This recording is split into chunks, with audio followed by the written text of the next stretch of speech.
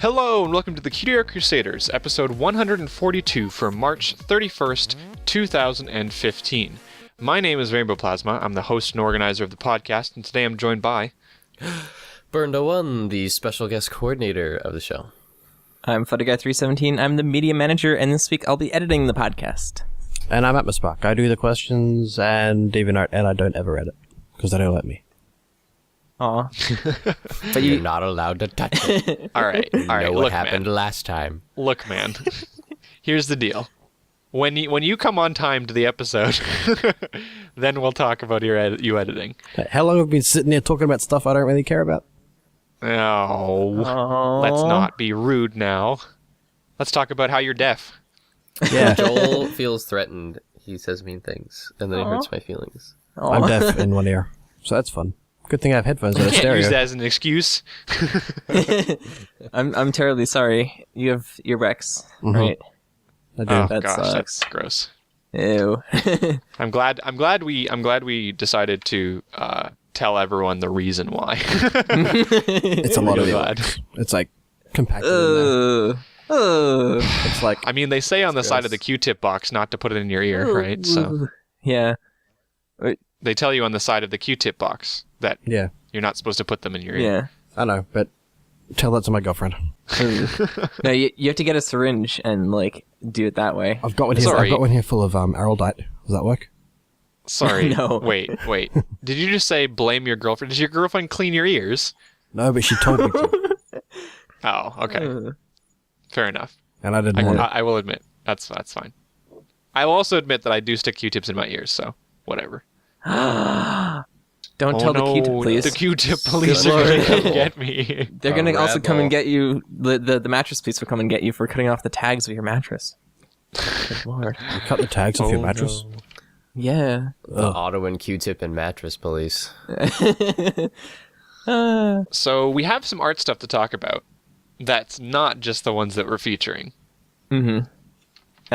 So, I guess not a lot of people know that I commissioned Cosmic Unicorn about maybe a little less than a year ago to do a landscape piece, oil painting. Jeez, And, has it really been that long? It's been a while.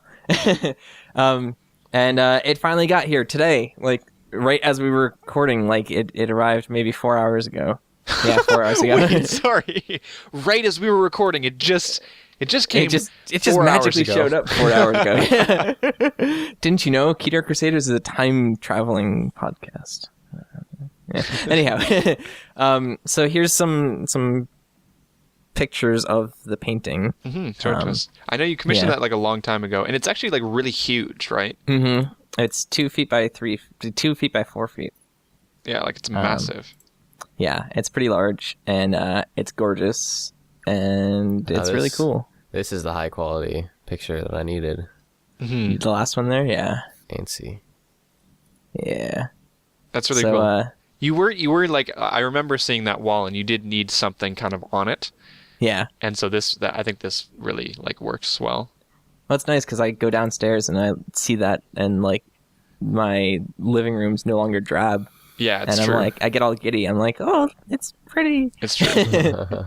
I mean, yeah, like it's a nice thing to have, because I remember like when I both times that I visited you now, like I've never felt the need to sit ever in your living room, right? So Yeah. now there's a reason. It's like, ooh, there's a nice painting there. Your Yeah, living now it's- room sucked, and I hated it. It was so He was right though. drab. It was just boring, Yeah. right?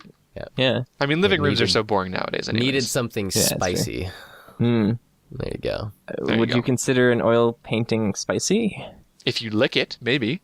Depends on if it's Is this chili like oil. sriracha sauce? Not recommended.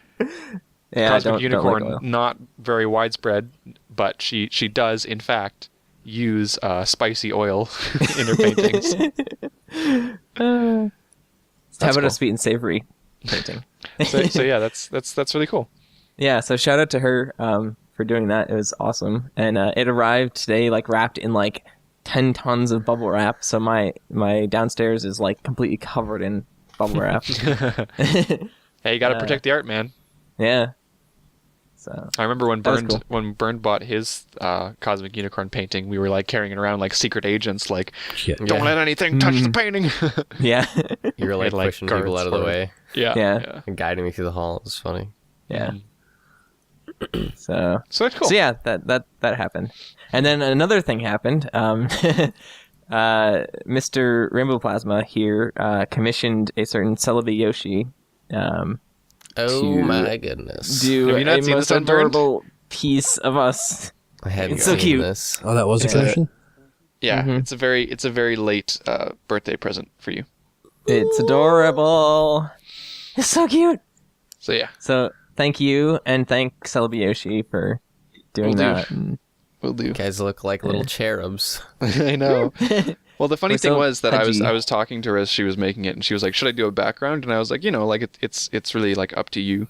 Like I'm willing to pay for a background. And she was like, "I kind of want to do like I was expecting just like a simple little colored background." And she's like, "I feel like doing like flowers and stuff." And I was like, "All right, go ahead." And then she showed me this, and I was like, "Oh my god, that's amazing! Yes. That's so good." Yeah. You guys need wings, and you should have a little harp. Yeah, yeah, that's you. That's you, just out of frame burned. With a little Oh, cupid yeah. bow. Can I be the naked fat guy with an arrow?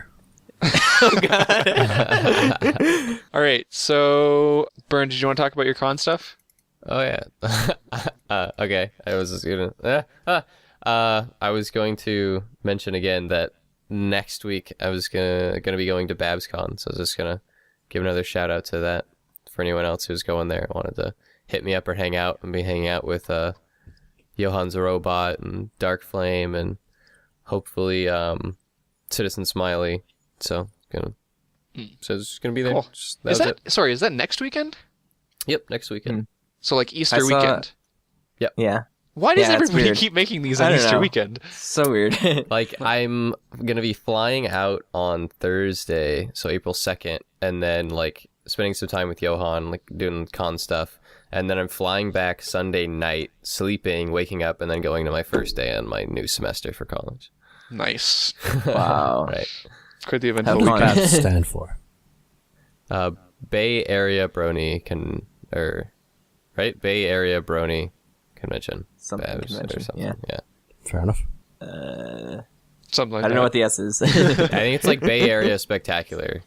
There's Bay Area Brony Spectacular Convention. I So don't it's remember. not Build-A-Bear something convention? No, It's no. It's Bay Area. It's Bay Area Brony something. Apparently, a Bay Area Brony Spectacular.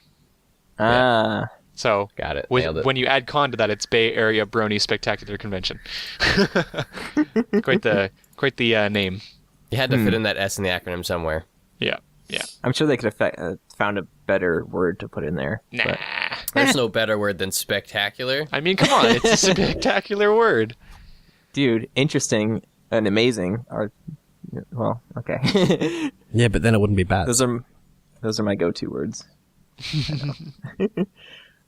So, in other news, speaking of next weekend, season 5 Oh, really? starts on Saturday. But I'm just Yay. loving the gap. Yeah, I mean, I've really, You're a hiatus man? enjoyed the hiatus. I think it's really been like helpful, and like I'm really sad to see it go. No, It's been a very Sucks. spiritual bonding experience for the entire community. it's like Guys, the longest. now we actually have to go and watch ponies. Like, why? Right? It's been a ridiculously long hiatus. I heard BabsCon was trying to plan some like they were planning something with Hasbro to get like a commercial free like screening of the My Little Pony or whatever, like the opening cool. episode on Saturday. So you could like do it for like the opening ceremonies or like just like a panel or something to watch it. Yeah, it would just be like in the morning on Saturday. You know, they would just have like a panel where everyone could watch it. That's That'd cool. be awesome. That's cool. Yeah. That'd be an interesting experience. I'm not sure if I would terribly enjoy it too much, but I think it would be an interesting experience to kind of see it with like a larger group of people.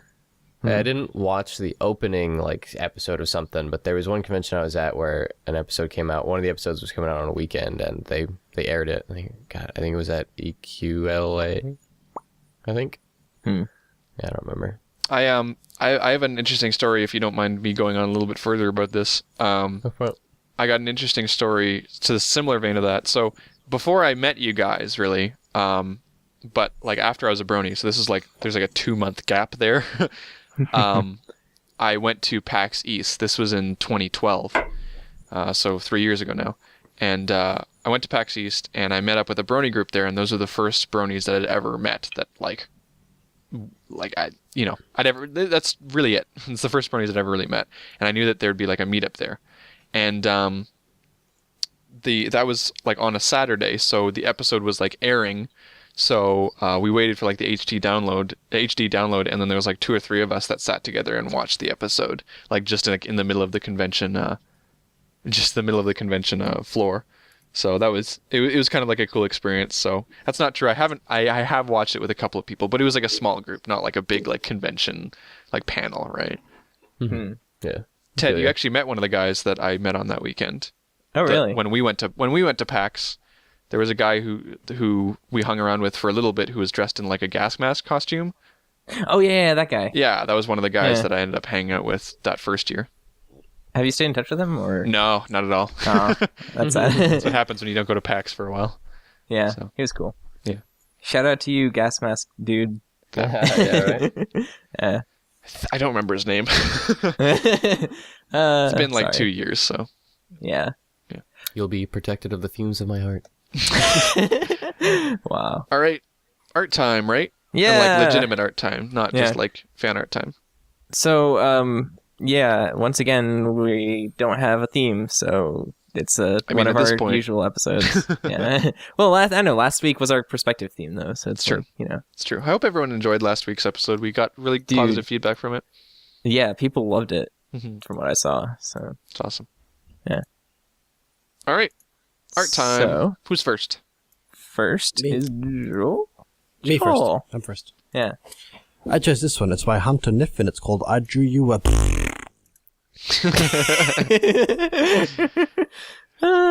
like that. All right, we'll stick with that.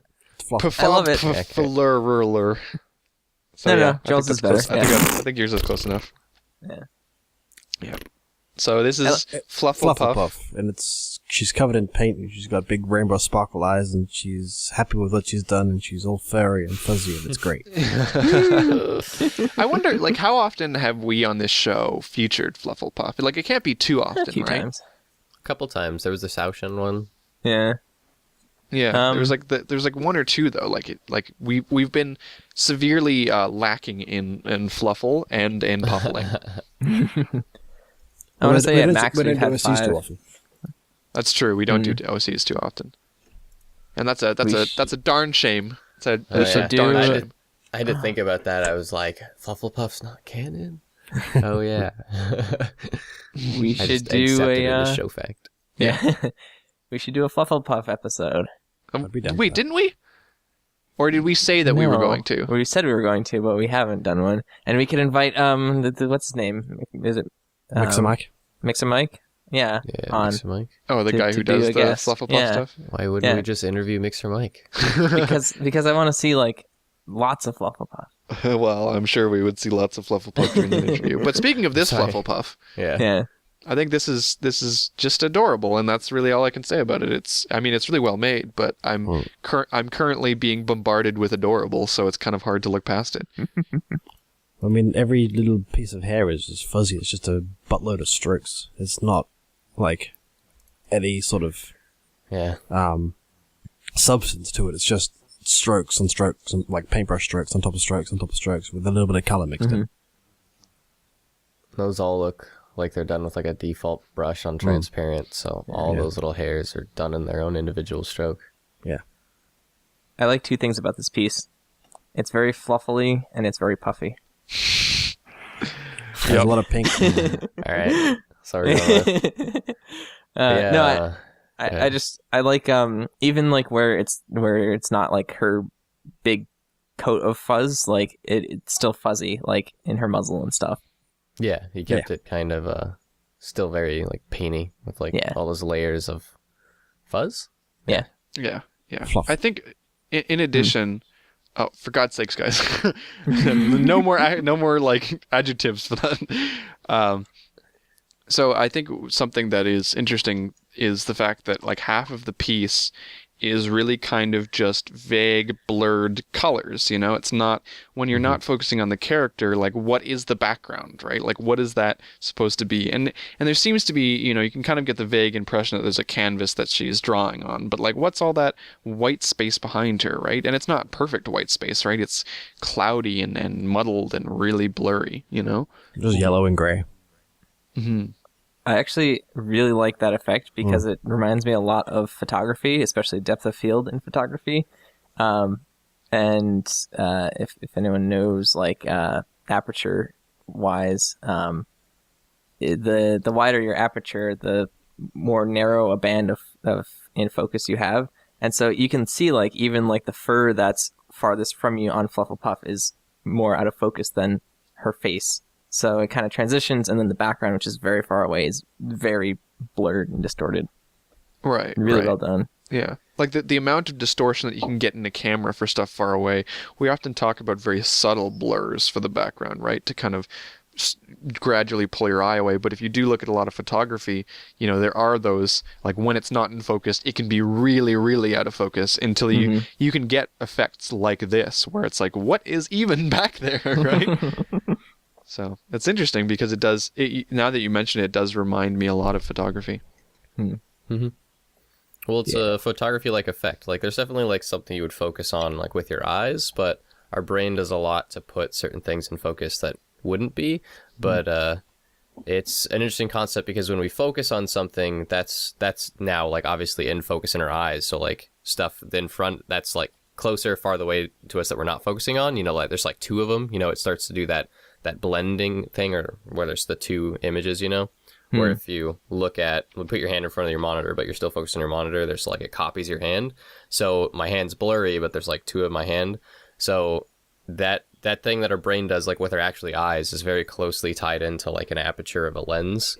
But the aperture of the lens, you can push that blurriness way more than what our eyes would be able to see. But it's our brain still sees that and then then associates it with depth, if that makes sense.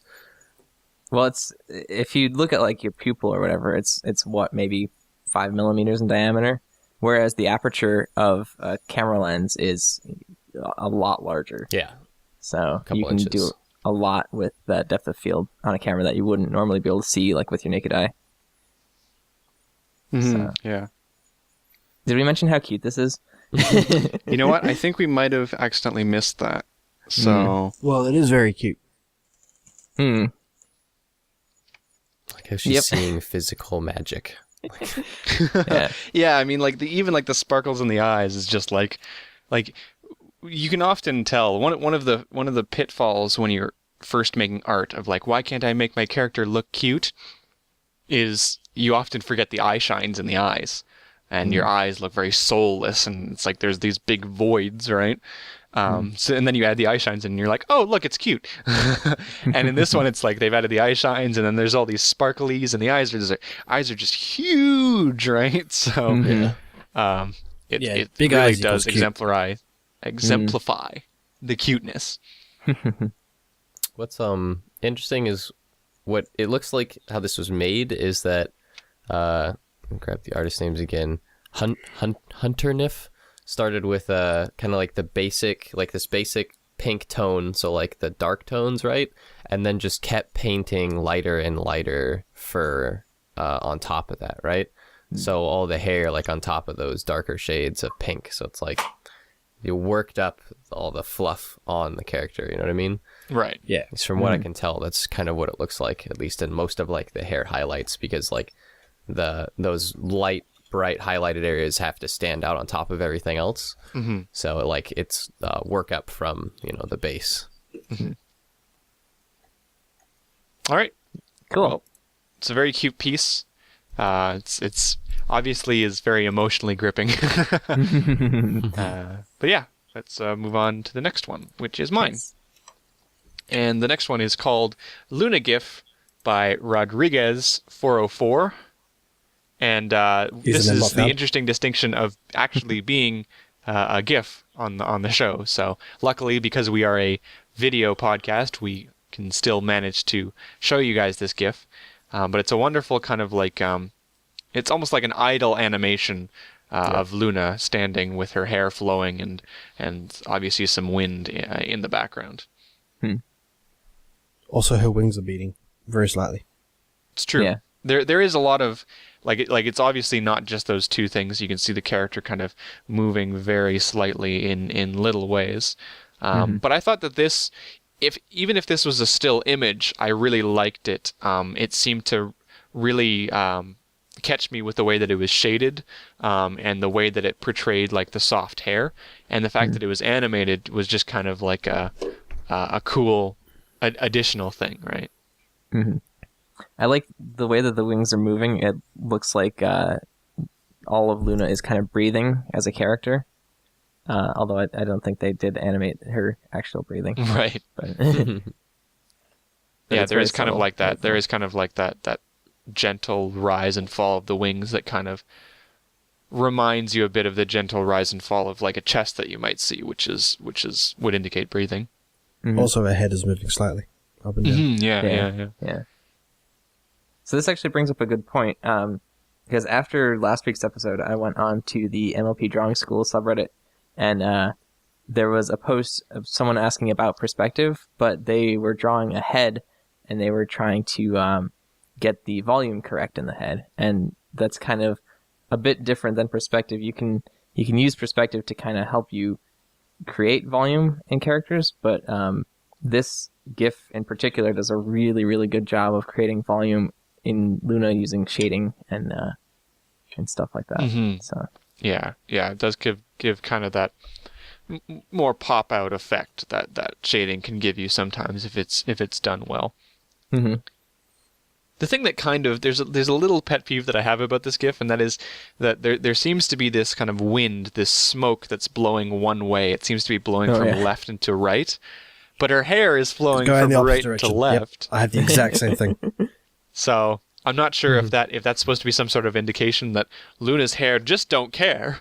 It's magical. I do what I want. Exactly. She's way too fabulous to be affected by natural elements. Yeah. You see, the solar winds of space are actually blowing the other direction. And they're actually much faster, but they only affect ethereal beings. Twist! Welcome to the show. Twist the Brony character. Surprise guest, Twist the Brony. Burned, what do you think about this piece? I like this kind of art style, like the whole animated. It's kind of the idle animation that is kind of given life. So like an idle pose that has turned into like an animation or whatever. I remember I first started seeing kind of like artwork like this with like video games and websites and stuff like that. Like like Blizzard did it. I think was the first time I ever noticed it back in the day, where they took like just like kind of an idle pose of something epic, like their main video game character, and then gave it some kind of life, hair like blowing or something. I remember like the Frozen Throne, like Arthas and like his hair, and like seeing an idle pose of like a picture that like or like character and then like giving it kind of like an animated life. Kind of gives it a whole new, depth, but it's almost like a 2D picture or like a normal picture that you would see, but it has some kind of animation to it. So there's an interesting crossover. So. Yeah, a very common way to do this is to actually take a still picture and to manipulate it. So, when you're thinking of animating, there's kind of like animating via puppets, animating by hand, frame by frame, but in addition, shows done in Flash and stuff. There's a really popular thing that people are doing nowadays, which is they're taking still images and they're using After Effects meshes and kind of transforming, because After Effects you can kind of stretch and bend things while not like breaking them, and so you can do those kind of small like breathing movements and the hair flowing just a little bit using these manipulations. And if you go check out in the comments, that's actually what this artist has done with this piece. And so what you do is you create kind of all of these pieces kind of separately, almost like symbols or puppets like in Flash, and then you put them all together and then you manipulate them using After Effects over a timeline, and it can kind of give you this effect where it's like it's like an enhanced still image. Yeah.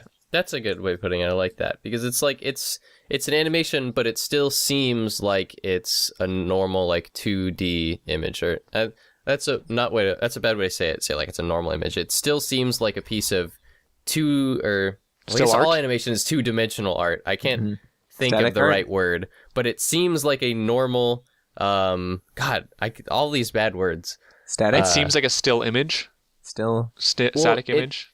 It seems like it would be a still image, or it'd be similar to it. I don't even know where the heck I'm going with that. Because it's an animation because it's animated, but it still seems like it brings another level to like just like I can't think of the word. I'm too tired. I think I get what you mean though, Bernd. Yeah, right? Like yeah. you can tell when there's an animation that's done like Children of the Night where it's not just one image that's being manipulated, it's a series of images that are being used to convey motion, right? The scene is changing, the camera's changing. This looks like someone made a still image and then on top of that they took it and then manipulated it in order to give it motion. But at the end of the day it is still kind of a static image.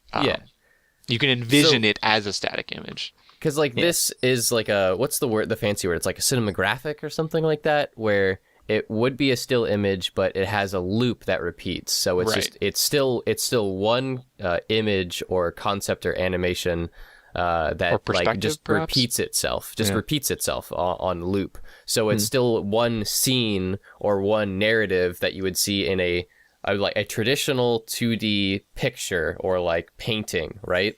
That just had like is one picture. But when we think animation, we think of something that changes, tells like a story, like Children of the Night or like any episode of My Little Pony.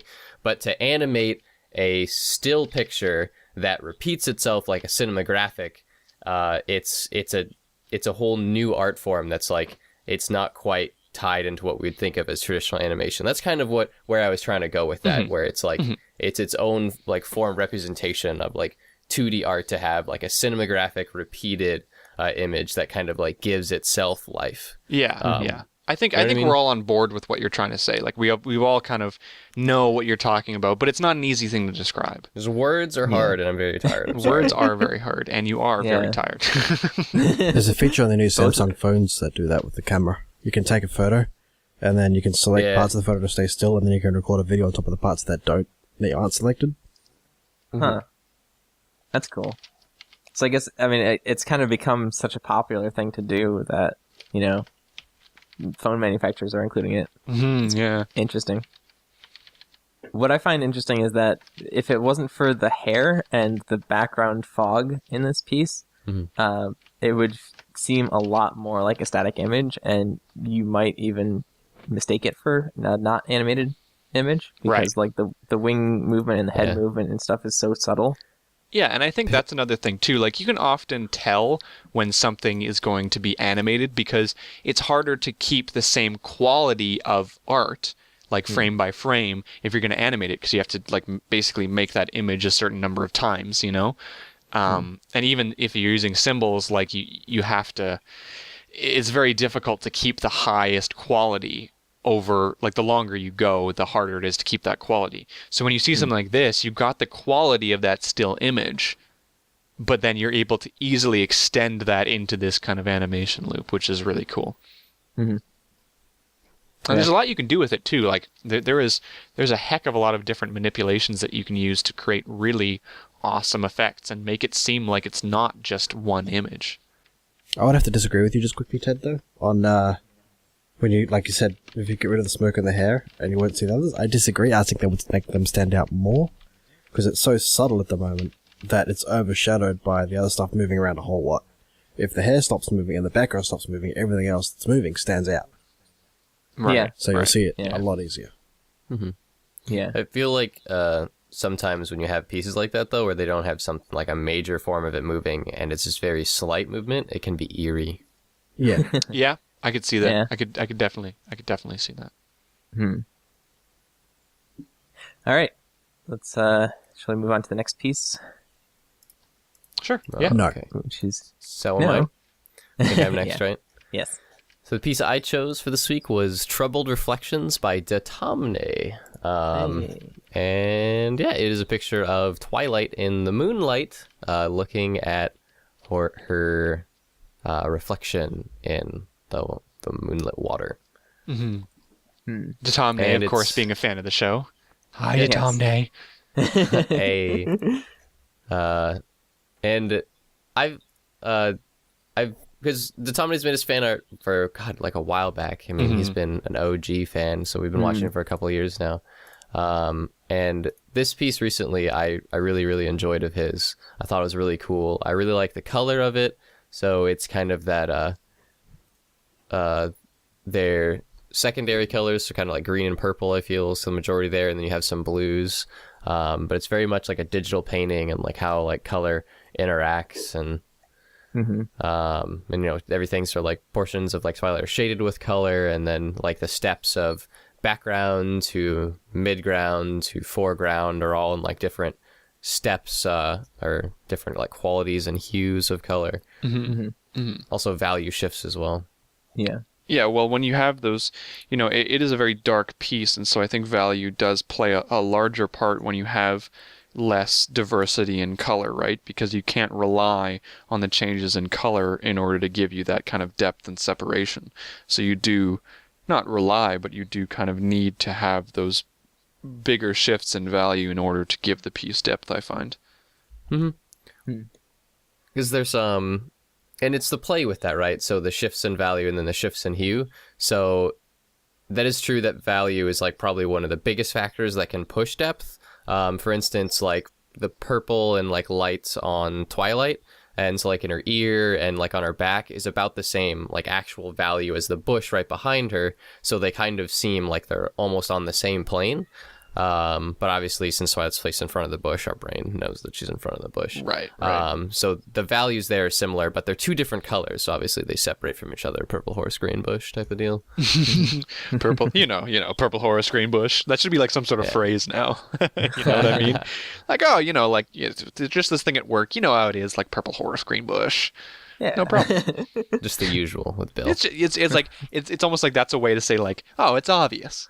You know, purple horse, green bush. That's the name of this episode. Purple horse, green bush. It's great. I love it, Bert. Yeah. I'm gonna start using that. Contributed. I'm gonna start using that everywhere now. And Yeah, people are really. gonna look at me like, "What the heck is that guy talking about?" Like, speaking of random things to use everywhere, I started saying oy vey recently. Oy vey. Well, Joel must And be it's- proud. It's literally gibberish. It doesn't mean anything. Just oy vey.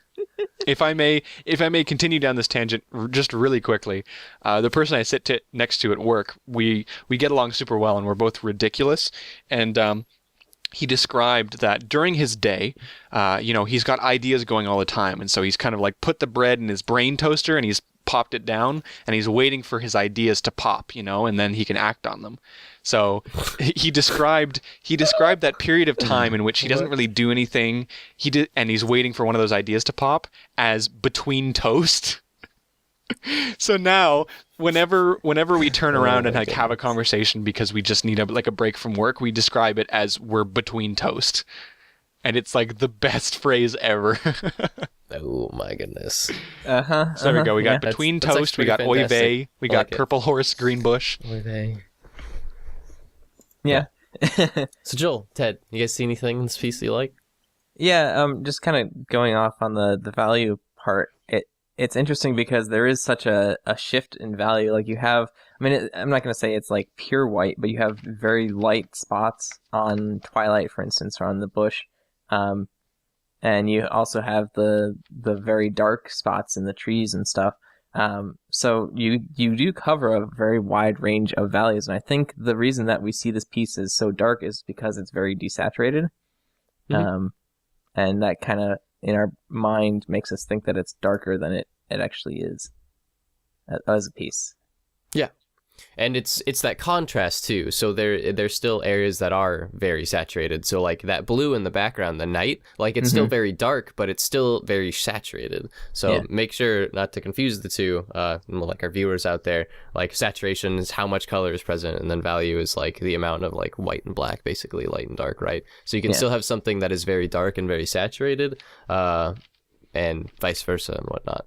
So there's a lot of play in this piece that's like just like those levels of value that end up doing really cool things. Like I really like how the background normally the background of the image is like the most light thing, and then as things go forwards into depth, they start to get lighter, or wait, no, vice versa, sorry, darker. So they get lighter as they go back, and like that's kind of like an atmospheric thing of how we see things. But this plays with like a back and forth. So the background is very light, and then you have this kind of midground or like section that's very, very dark, and then it cuts that. So there's that contrast there. And there's even like a little silhouette like on that tree there. And that silhouette kind of pushes that in front of the dark background. And then you have the bush, which is then another closer midground, which is again very light. So now it's contrasting the midground behind it.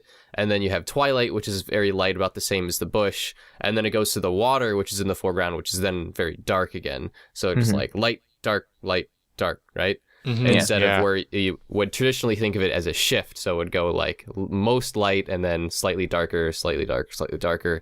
It's not using that kind of traditional system. Instead, it's these sharp contrasts that show these depths. Yeah, it's also like the alternation of it, yeah.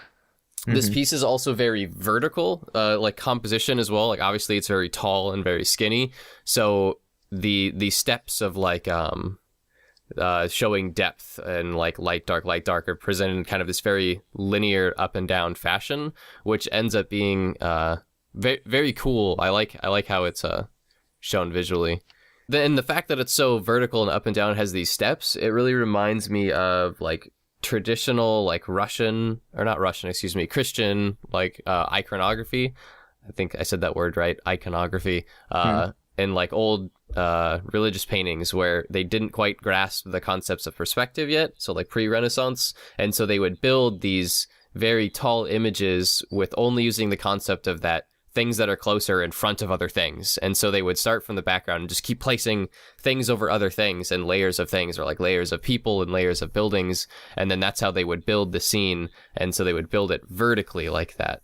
And this really reminds me of that, where you have like the layers like built on things. So you have like the kind of background that they sit on. So like the ground, the grass and the water, and then twilight's placed on it. And behind twilight, you have the bushes, and behind the bushes, you have the trees in the background. And behind that, you have the actual background.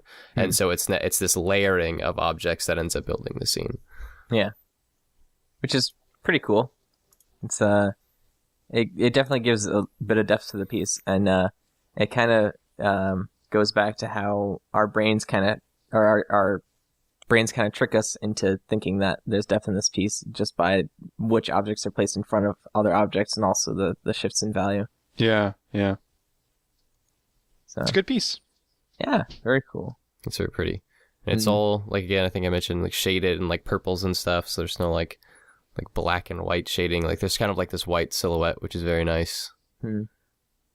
And I just really like the colors too. Like even in like the water, I really like how that's painted. I think that's one of my favorite portions or sections of the piece, where you have these like very thick, like kind of goopy, water, like the colors like painted on top of each other. Where like it's a digital painting, but it looks almost like traditional, or you would actually like goop paint on there in like thick sections. It seems to take like a lot of inspiration from more traditional paintings, and it gives that kind of rough reflection look. But you're right, it does come off. A lot of this piece actually comes off as if it was painted traditionally, and I wouldn't be surprised to hear that de Tomnay has taken some of his perhaps experience working in traditional art and kind of extended that into his digital art as well. Because all of de Tomnay's gallery is really infamous, for lack of a better word, for taking inspiration from very unique things, or taking influence from very unique subjects or imagery. So like I'm curious to know if de Tomnay had like an inspiration behind this, or something that he was like looking at when he, or had in mind when he was doing this, because I know a lot of his works do use some kind of like other concept, or like pre-existing like modern or historical art. So, or maybe like this is something where he's taken that, and now this is something out of his own mind that he's painted here. Yeah, I didn't even read the description. I don't know if it says. Doesn't look like it. He started with no plan and ran with the first idea that popped into his head. There you go. Yep. Sometimes Basically that's the best exactly way. How Yeah. So, Joel, do you have anything to add to this piece? I like Curious. the green bush and the purple horse. Yeah, Yeah. I think they go well together. Ooh, by the way, green bush, purple horse. We actually featured another green bush, purple horse, and I made the same point.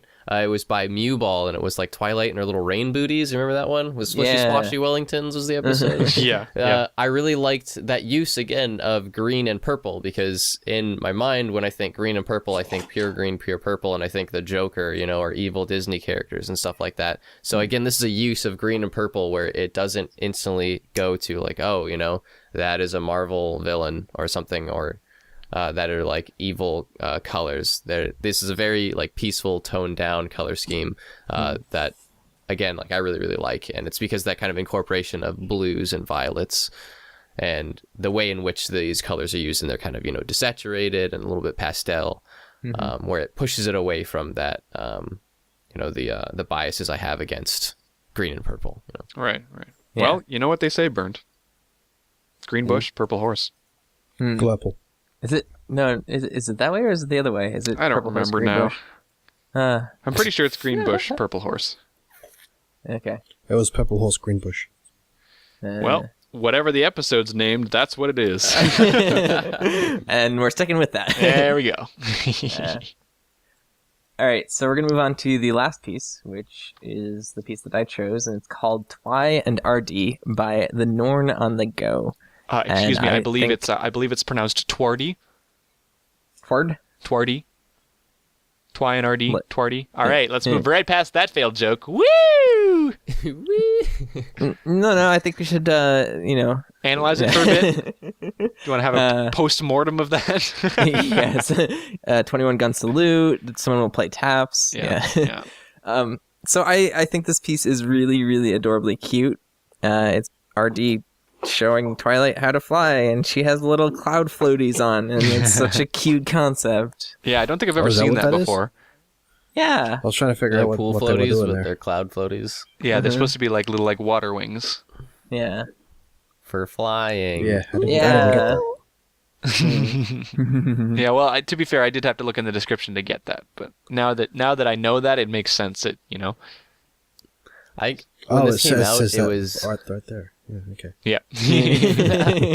when this came out, there was actually a lot of fan art coming around in New Year's. When does this come out again? Yeah, in February. So like still in the beginning couple of months of this year, I was seeing a lot of fan art of like Twilight dressed as a sheep and stuff, because it was the year of the ram or year of the sheep, right? In the Chinese New Year. Oh, I see. So that's right. Chinese New Year happens, like a month or something after like our New Year. I forget when it actually is, but right around that time was when this came out, and there was a lot of pictures as Twilight in like a sheep outfit and stuff like that. So I saw this and saw like Twilight in the little fuzzy like clouds. I was like, oh, it must be another, year of the ram sheep thing. But no, Right. there's sky floaties. Yeah.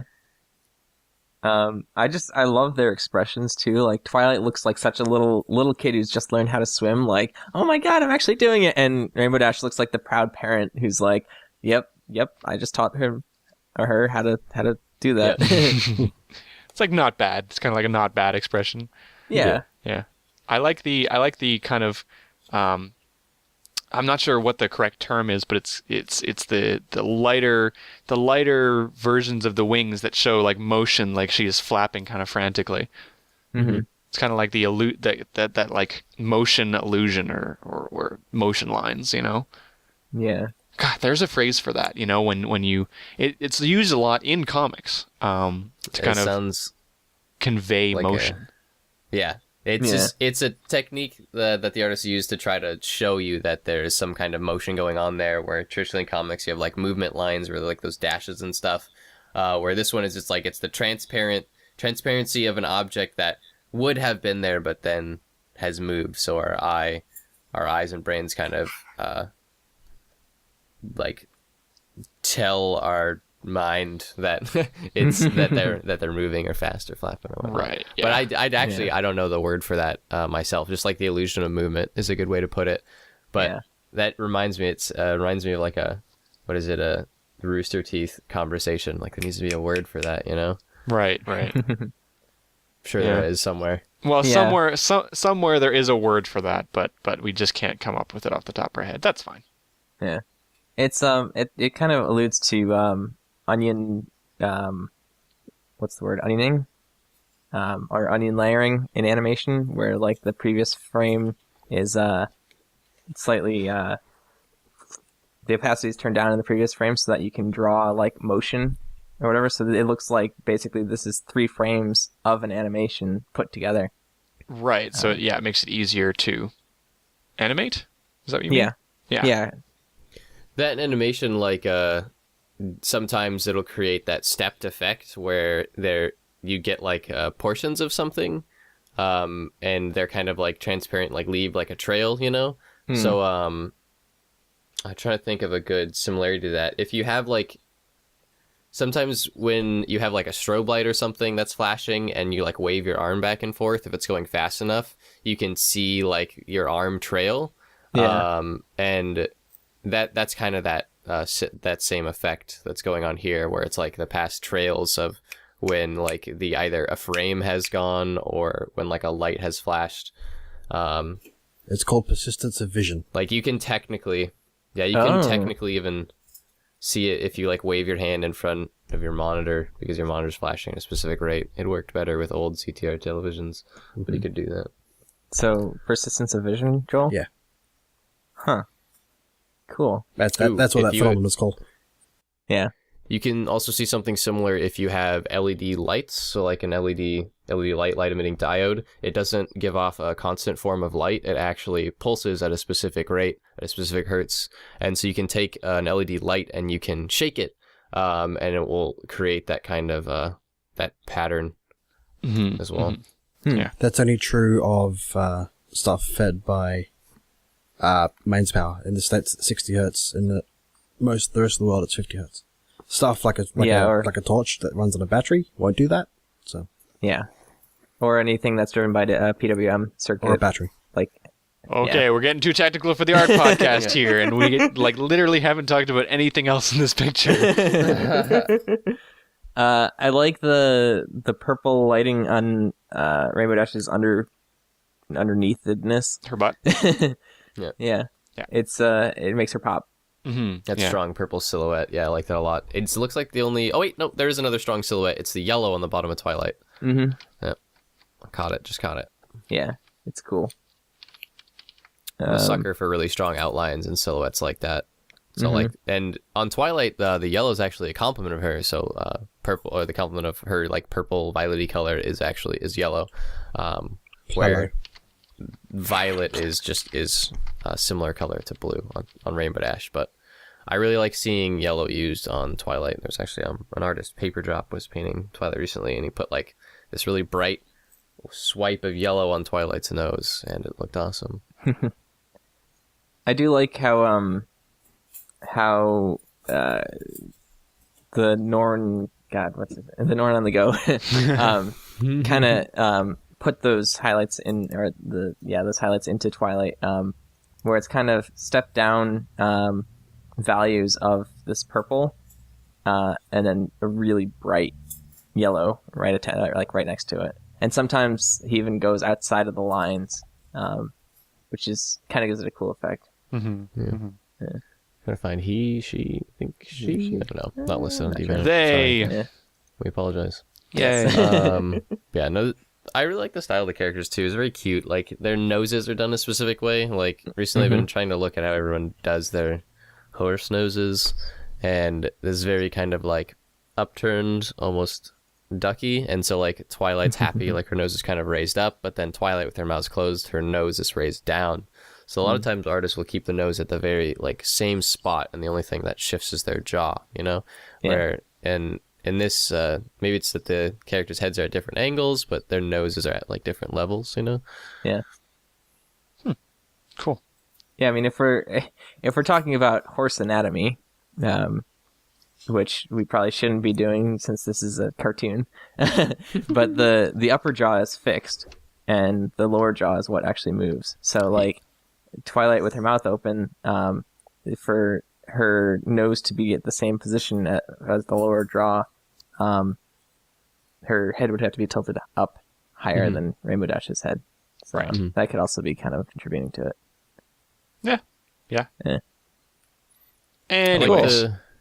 I like the shadows too. Yeah. Anyways, moving to like the shadow stuff. Yeah. With like it's again it's like kind of that constant cell shading, but on Rainbow Dash it shifts from that like bright blue to like a deep purple, and I really like that in her wing, in Rainbow Dash's wings especially, because like the tips of the wings almost get like yellowy at the very front, and then as they go down you can see they're almost like they're outlined in like this like blue streaks, and then they slowly shift to like a very deep purple, and I really like that kind of area of shading, and like in her neck and arms and legs as well. Where Twilight's just kind of like has like a lighter shade where it looks like it almost goes a little closer to yellow, you know, her complement, and then it's just her color in the shade, obviously. Yeah. Yep. Cool. So that's all for the art for this week. Let's move on to the questions. Okay. So, where'd it go? Here it is. First question that I've got today is from Otaku AP. How would you have reacted if your future self had traveled back in time to 5 or 6 years ago and told you that you were a fan of My Little Pony and would have a show discussing pony art? So 5 or 6 years ago, let's say 5 years. 5 years ago, I would have been 16. Wow. And, All right. not a huge fan of 16-year-old me. So he probably would have been kind of a jerk. He probably would have been, you know, like, oh, whatever, that's not going to happen. But you know what? I think at the end of the day, like, I always have known myself. So I don't think I would be that surprised, you know, if I'm honest with you. Because when I was 16, I was, like, working for money with Machinima online, like, making video game videos, right? So to think that I would have a podcast about something completely different, that wouldn't really surprise me, because I've always kind of done stuff online, right? And I also don't think it'd be that surprising to say that I would be a fan of MLP, because, you know, like, again, like, I've always liked weird and different stuff, and so... Because I was a weirdo. Yeah, I think if I had explained that, like, oh, there's a new version of the show that isn't like all the other stuff that you're thinking of, then it would have been... Like, it would have made a lot more sense. And I don't think it would be that far-fetched to explain to 16-year-old me that this was happening. So, yeah. Yeah. I'm pretty sure that I would have expected it, and it would have been okay. It would have turned out well.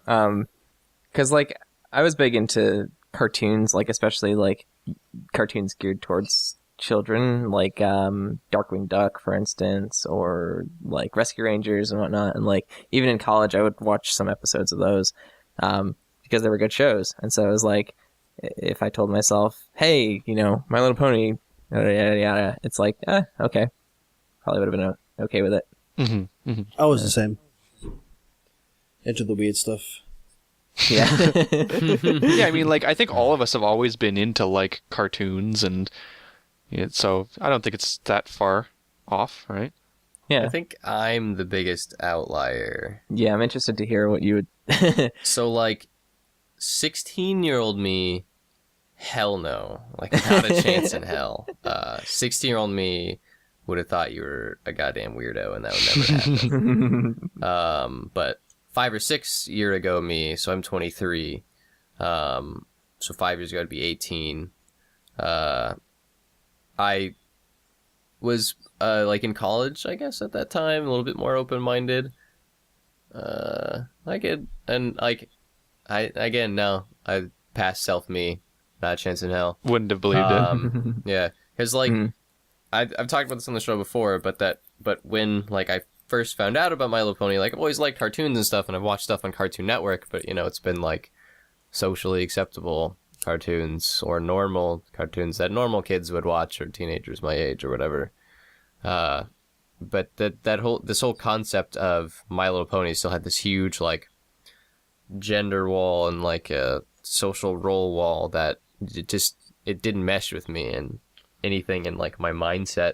So when I first started watching My Little Pony, like it was a huge shift for me in my mind, and I actually had to come to terms with it, like, because it wasn't okay in like the depths of my mind. Like I wasn't okay with liking it for a long period of time. Like I didn't want anyone to know that I liked My Little Pony or watched it. And then like obviously I just watched the show. I didn't consider myself a brony, but then, you know, I started frequenting like the subreddit and stuff and like really liking the community. So then like I started feeling like a brony, but I didn't want anyone to know I was a brony. And like it was a huge fear of mine that like people would know or whatever. And like I didn't know why. And so like I actually had to come to terms with it until like eventually I guess I grew up a little bit, you know, or I guess kind of a rough way of putting it, but like I physically did grow up. I became a little bit more mature in a sense to where like I had to actually come to terms with the fact of it and be okay with it and reach that point of self-realization to where it's like, why do I care what other people think, you know, when there's this thing that I enjoy, and people still love me for doing, like, loving the things that I do, kind of thing. But it took a while for me to like to realize that. So Yeah. to answer the question, like five year ago me, like, no, not a chance in hell. Yeah. Yeah. I think, you know, I went through kind of like a phase like that as well. And you know, I might have gotten through it a little bit faster than you did, but yeah, I don't know. I think that's kind of a really common thing that has happened. You know, I think a lot of people will relate to your point of view, Bernd. Yeah, and because it's weird because there's so many things that I'm okay with, you know, doing whatever or loving, and so like I had that mindset beforehand of, you know, like whatever you want, it's cool, and don't care what other people think. But when it came into stuff about like gender roles and stuff, or, you know, liking like a little girl's cartoon, I hadn't crossed that boundary yet either. I hadn't like crossed that mental step. But I mean, doing like nerdy things, you know, like being a gamer, playing Magic the Gathering or something like that, like I didn't care. Like I crossed that milestone when I was like, what, 10? Right.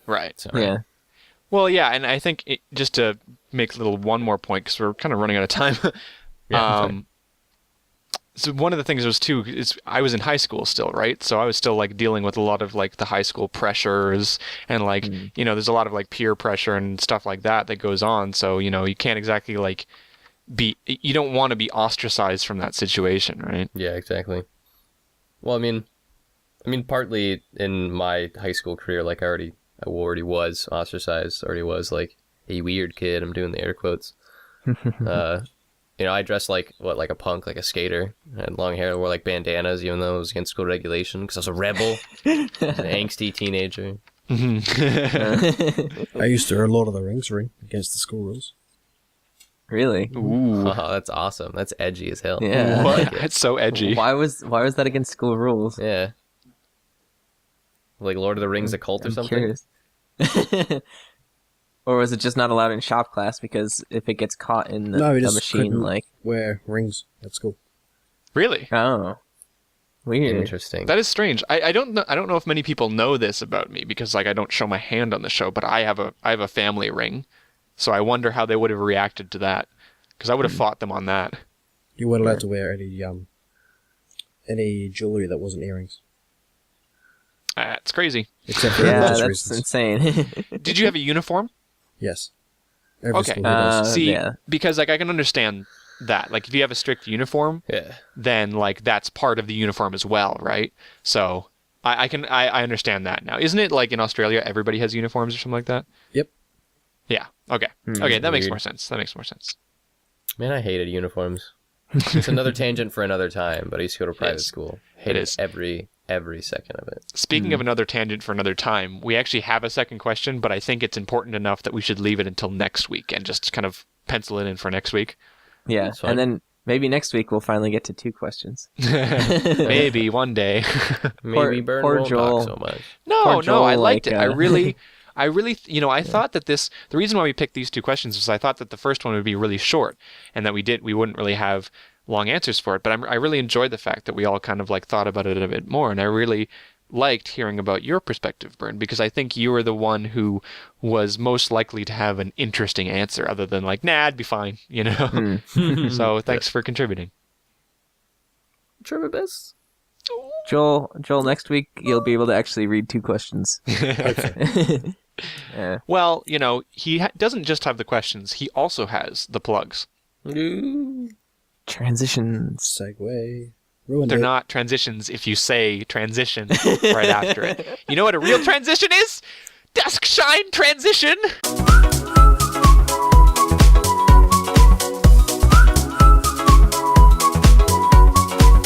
Not even listening. I'm texting right now. Wow. Sorry. All right, plug Are we time. talking? Alright, plug time. So, we have a Picardo channel, which is Google. We have a DeviantArt, which is cutieartcrusaders.deviantart.com. We got a email address, which is cutieartcrusaders@gmail.com. We got the Twitter, Facebook, Tumblr, which are all Cutie Art Crusaders on those things. So, twitter.com/Cutie Art Crusaders, tumblr.com/CutieArtCrusaders.tumblr.com, Twitter @Cutie Art Crusade, Facebook Cutie Art Crusaders, and that's about it. And our YouTube. I think I did that one. No? Okay. Did you? YouTube.com/Cutie Art Crusaders. Woo! All them. You can find us online. Look up Cutie Art Crusaders. Yes. All We right. are the first result if you Google. We should be. All right. I think that's everything. Does anybody else have anything to say before we go? Kitty. Oh, Yeah, I was gonna please, mention sir. your con thing burned, but Oh yeah, we mentioned that at the beginning. Yeah. What I was gonna mention is, we got some more support, didn't we? Yeah. On Yeah. our donation thingy. yeah, we had- yeah, we did. So we Got a can couple buy. more donations. We It's can awesome. get. I actually just heard of that. Heard that like when we sat down to record today. And so again, people who I don't know who you are. Thank you. I love you. Like that's Yeah. awesome. Yeah, Yeah. we're gonna buy Picardo Premium so we can host that on the channel, and then we're gonna use it to keep our DeviantArt Premium up as well. So Yes. thank you again for that. You guys are awesome. Yeah, it's really awesome, you guys. I wanted to mention that you're going to BabsCon again, just in case, just to remind people that No, next okay. weekend, you can go see Burned at BabsCon. Yeah. So If you want to know how you can contact me, hit me up on Twitter. My personal Twitter is @burnedcac, so BERNDCAC. Because like I use that one, so I don't have to spam the CAC Twitter, since it's just gonna be me there. very kind of you, Burned. Very kind. Yes. All right. That's basically everything for this week. Next week is going to be interesting because I don't think I can make it next week. But Burned isn't going to be here because of BabsCon, so It's gonna be me and Ted. that Yay! might be the Ted and Colin Joel Jett show. episode, Have we ever done that before? Yeah, I think I've done one show with everyone. Yeah, we have done that once. Well, good luck to you guys next week. Thanks. You guys are going to be handling the Easter episode by yourself, so you know. Oh, that's right. We should do an Easter themed episode. Everybody Something. dressed as bunnies. All right. Well, look forward to that next week. And yeah, that's everything. So, whether or not you're on the live stream or on YouTube, we love you all the same. My name is Rainbow Plasma. My name's Burned01. I'm Photograph317. And I'm Bunny Spark. And we'll see you guys next week for Easter. Bye. Bye.